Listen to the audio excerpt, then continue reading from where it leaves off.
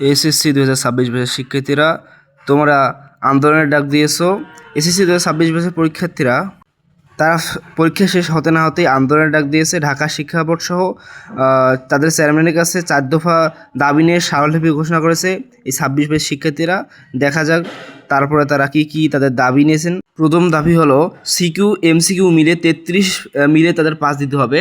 CQ MCQ দুইটা মিলে pass দিতে হবে। 2 নম্বর দাবি হলো মানবিকতার গ্রেস মার্ক দেওয়া, অর্থাৎ 1-2 মার্কের জন্য যে পাস ফেল বা এ প্লাস আটকে যায় সেটা তারা চাইতেছে। কমপক্ষে 2 বিষয় ফেল করলে সাপ্লিমেন্টারি পরীক্ষা তারা দাবি চাইতেছে। পরীক্ষা শেষ হবার কয়েক মাসের মধ্যে তারা সাপ্লিমেন্টারি পরীক্ষা চাইতেছে, যাতে শিক্ষার্থীরা হয়রানি না হয় বা তাদের একটা বছর গ্যাপ না যায়। এজন্য তারা এইচএসসি 26 ব্যাচের শিক্ষার্থীরা সাপ্লিমেন্টারি পরীক্ষা চাইতেছে তাদের দাবির মধ্যে।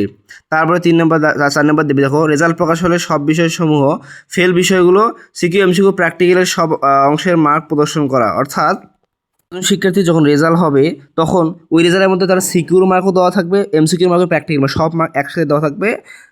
তারপরে 4 নম্বর দাবিটা হলো বোর্ড চ্যালেঞ্জের সময় খাতা শুধু যারা পরীক্ষা করবে বোর্ড চ্যালেঞ্জের খাতা তাদের মূল্যায়ন করা খাতা এমসিকিউ প্র্যাকটিক্যাল পুনরায় রিচেক করা, যারা মূল্যায়ন করবে তাদের খাতা আবার পুনরায় রিচেক করবে। আপনারা কি 4টে দাবির পক্ষে না বিপক্ষে কমেন্টে জানান।